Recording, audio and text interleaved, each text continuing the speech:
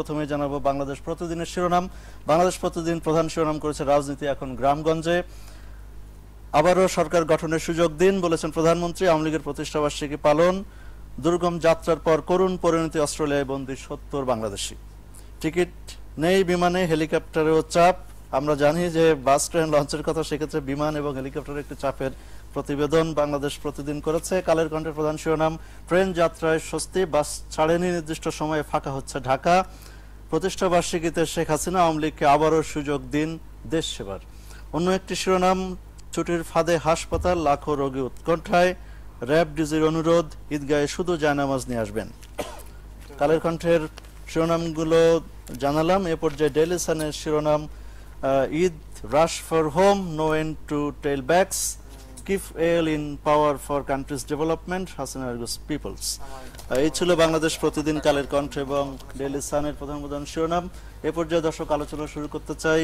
মোস্তফা ফিরোজ, বিরতির আগে যেমনটি বলছিলাম যে বাজারে মানে দেশের পোশাক ব্যবসার একজন হুমকি, অনেকে বলছেন যে পাশের দেশ অর্থাৎ ভারতের পোশাক এসে আমাদের বাজার দখল করে নিয়েছে, সেক্ষেত্রে দামের উপরে যেমন প্রভাব পড়ছে ক্রেতা হিসেবে আমরাও প্রতারণার শিকার হচ্ছি, অন্যদিকে আমাদের দেশীয় উদ্যোক্তা বা ব্যবসায়ীরা ক্ষতির মুখে পড়েছেন। হ্যাঁ, এটা সত্য। মাঝখানে কিন্তু আমাদের বেশ 8-10 বছর আগে কিন্তু আমাদের দেশীয় বিভিন্ন শাড়ি টাড়ি পোশাক আশাক কিন্তু উঠছিল, কিন্তু হঠাৎ করে এই যে বাড়তি দামের কারণে কিন্তু আমরা আমাদের প্রতিবেশী দেশের সঙ্গে আমরা কিন্তু কম্পিটিশনে আমরা পিছিয়ে যাচ্ছি। এখন দেখেন যে এই ঈদকে কেন্দ্র করে যে কেনাকাটা হচ্ছে, শাড়ি, তারপরে বিশেষ করে মেয়েদের পোশাক আশাক যেগুলো, সেইগুলোর কিন্তু একটা বড় অংশ কিন্তু আসছে কিন্তু ভারত থেকে। আবার অনেকে কিন্তু এখানে কেনাকাটা না করে কিন্তু তারা চলে যাচ্ছে বাইরে, এবং দেখা যাচ্ছে যে আপনি এখানে আপনার যেই যদি আপনি 50,000 টাকা যদি আপনার খরচ হচ্ছে, দেখা যাচ্ছে যে একজন ইন্ডিয়া থেকে কেনাকাটা করে সে কিন্তু অর্ধেক দামে চলে আসতে পারছে। 1 লাখ টাকার যে কেনাকাটা করছে তার কিন্তু সেখানে খরচ হচ্ছে 50,000 টাকা ভারতে, এখানে হচ্ছে 1 লাখ টাকা।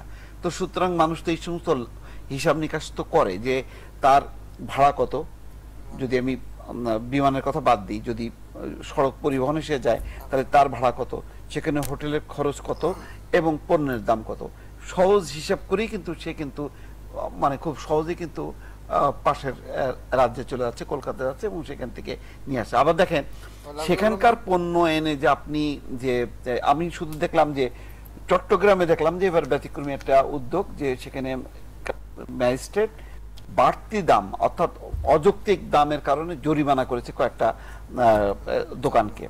কিন্তু আপনি দেখেন যে আপনি পাশের দেশ থেকে আপনি কিনে আনলেন একটা জিনিসের 10,000 টাকা, এখানে আপনি বিক্রি করতেছেন 30,000 টাকা।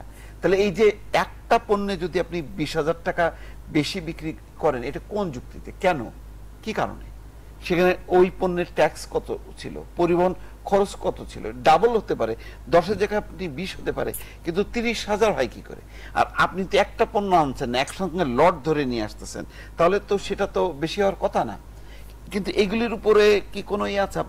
আমরা বাসের টিকিটের কথা বলি যে 1,000 টাকার ভাড়া কেন 1300 হচ্ছে বা 1400 হচ্ছে, হ্যাঁ হইচই করছে, কিন্তু এইসব পণ্যের উপরে কি কোনো নিয়ন্ত্রণ আছে বা এখানে কোনো কর্তৃপক্ষ আছে? এটা তো ফ্রি স্টাইল, যার যার মতন করে সে দাম বসাচ্ছে। তো এই ধরনের অসুস্থ প্রতিযোগিতা, এতে মানুষ প্রতারিত হচ্ছে এবং দেশ ক্ষতিগ্রস্ত হচ্ছে, এবং আপনি দেখবেন যে এক সময় আর আমাদের দেশীয় কোনো পণ্য আর বিকাশ হচ্ছে না, সমস্ত কিছুর জন্য আমরা পাশের দেশের উপর নির্ভরশীল হয়ে যাচ্ছি। এটা খুবই দুঃখজনক। নাজুল হাসান পিন্টু, আমরা কিন্তু পাশের দেশের কথা বললেন মোস্তফা ফিরোজ দীপু, সেক্ষেত্রে আমরা জানি ওই দেশটি কিন্তু নিজেদের দেশের পণ্যই শুধু ব্যবহার করেন, বাইরের দেশের পণ্য ব্যবহারের তেমন একটি করেন না। সেক্ষেত্রে আমাদের না, তারা সেই জাতীয়তাবোধটা তৈরি করতে পেরেছে, সেটা একদিনে হয় না। সেই 47 থেকেই আপনার যখন ভারত স্বাধীন হয় বা ব্রিটিশ থেকে স্বাধীনতার সুযোগ পায় যেভাবেই বলেন, তখন থেকে তাদের রাজনৈতিক নেতৃত্ব ভারতের মধ্যে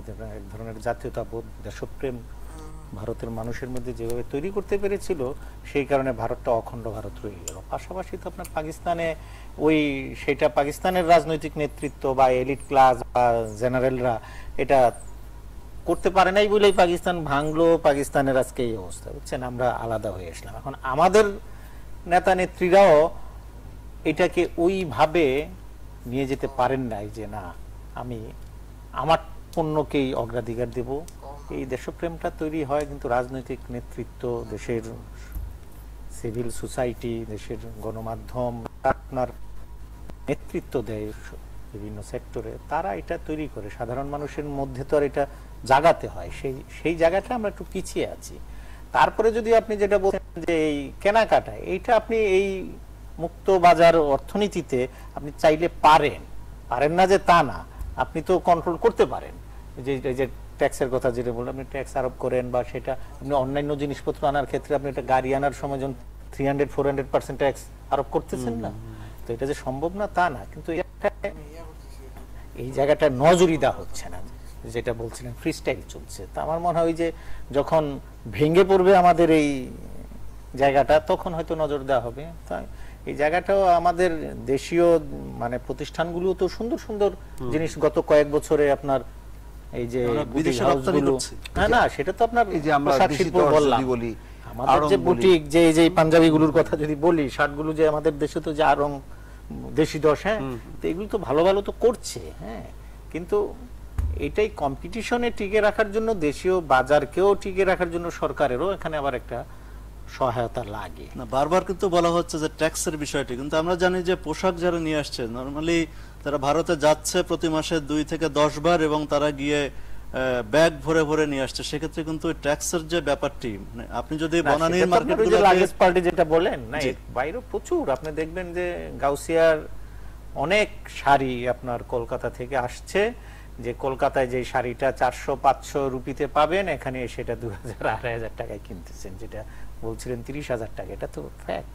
এই জায়গাটা এখন আমাদেরও কিছু প্রবলেম আছে, হ্যাঁ, আমরা ওইটার দিকে নজর দেই। সব মিলিয়ে আমার এই জায়গাটা, আমার মনে হয় এই জায়গায় কাজ করার সুযোগ আছে, কারণ এখন এই জায়গাটায় সরকারও হাত দিচ্ছে না, আমাদের ব্যবসায়ী নেতারাও বোধহয় এটা যেহেতু হ্যাঁ পোশাক শিল্পের সাথে অতটা মানে রপ্তানি যুক্ত না, এই কারণে তো এই জায়গায় তারাও নজর দিচ্ছে না। তো এই জায়গাটা আমার মনে হয় এটা একটা বড় মার্কেট। তো ঈদ না শুধু, আমাদের তো ঈদ, সারা পয়লা বছর বৈশাখ, হ্যাঁ, আমাদের তো উৎসব অনেক কম উৎসব। নাই, হ্যাঁ, এই উৎসবগুলোতে তো এগুলো ওই 40,000-50,000 কোটি টাকার বিজনেস হচ্ছে। এটা বাংলাদেশের বাজেটের, হ্যাঁ, কত বাজেট তো এবার 4 লাখ কোটি টাকা না, তার মানে আপনি দেখেন ওই 8 ভাগের 1 ভাগ এমনি একদিনে আপনি এক ঈদকে কেন্দ্র করে করছেন, হ্যাঁ, যেমন 2টা ঈদ, তারপরে পয়লা বৈশাখ আছে, আরো বিভিন্ন উৎসবে এখন এগুলো আমাদের অভ্যাসটা একটু চেঞ্জ হয়েছে। আমরা কাপড় চোপড় নতুন তৈরি করছি, কিন্তু গিফট করতেছি, কিন্তু এই জায়গাটা আমার মনে হয় এই শিল্পটাকে বাঁচিয়ে রাখতে হলে, আরো মানে টিকিয়ে রাখতে হলে এই জায়গায় সরকারের কিছু আপনার প্যাকেজের দরকার আছে। ধন্যবাদ। এই পর্যায়ে মোস্তাফিজ দিব আপনার কাছে আসতে চাই। ঈদ কেন্দ্রিক রাজনীতির কথা বলছিলেন, আপনি জানেন যে ঈদকে কেন্দ্র করে রাজনীতিবিদরা, সংসদ সদস্যরা, মন্ত্রীরা যার যার এলাকাতে যাবেন, ঈদের জামাতে নামাজ আদায় করবেন। সেই ক্ষেত্রে আওয়ামী লীগ, বিএনপি, জাতীয় পার্টি সহ অন্যান্য সব রাজনৈতিক দলের নেতারা এক কাতারে দাঁড়িয়ে নামাজ আদায় করে। এই যে ভ্রাতৃত্ববোধের যে রাজনীতি, সেই রাজনীতি কিন্তু আমরা আবার ঈদ শেষে বা পরবর্তীতে যখন আমরা ভোটের রাজনীতিতে দেখব, তো তখন এইটার আবার ঠিক মিলাতে পারি না আমরা সাধারণ মানুষ হিসেবে। সেই ক্ষেত্রে এই রাজনীতির যে গুণগত পরিবর্তন, সেই জায়গাটা আমরা কতটুকু আশাবাদী হতে পারি আগামী দিনে? না, এই জায়গাটায় কোনো আশার কোনো মানে কোনো বিন্দুমাত্র কোনো চিহ্ন, বিন্দুমাত্র কোনো কি বলে লক্ষণ সেটা একেবারেই নেই। কারণ ওই মানে সেটা তো বহু বছর থেকেই, যে যখন নাকি ক্ষমতা কেন্দ্রিক রাজনীতি হয়, শুধু ক্ষমতা কেন্দ্রিক, তখন আর এখানে কোনো আদর্শ থাকে না, নীতি নৈতিকতা থাকে না। এমনি মানুষ হিসেবে আমরা দেখি যেটা গ্রামে গঞ্জে যেটা, সেটা খুবই আপাত একটা, খুব একটা সৌজন্য আর কি। এর মধ্যে কোনো ইয়ে নেই, কোনো ডেপথ নাই যে না ঠিক আছে আমরা মাঠ পর্যায়ে যেই সব দলের আন্তরিকভাবে আন্তরিকতা দেখি, সেই আন্তরিকতার একটা রাজনৈতিক যে প্রাতিষ্ঠানিক মানে কি বলে প্রতিষ্ঠা করা বা তাকে প্রাতিষ্ঠানিক একটা রূপ দেয়া, সেই জায়গাটা তো কখনোই সম্ভব না। কারণ আওয়ামী লীগ চাইবে ক্ষমতা ধরে রাখতে, আর বিএনপি চাইবে ক্ষমতায় আসতে। এই যে ক্ষমতায় ধরে রাখা এবং আসতে চাওয়া, দুটোই হচ্ছে একেবারে নীতি নৈতিকতা বিবর্জিত ভাবেই কাজগুলো হয়। তো যখন এইভাবে যখন কি প্র্যাকটিসটা করতে করতে যখন কি দুইটা দলের মধ্যে একেবারে কি বলে মানে রক্তক্ষয়ী হয়, তখন আর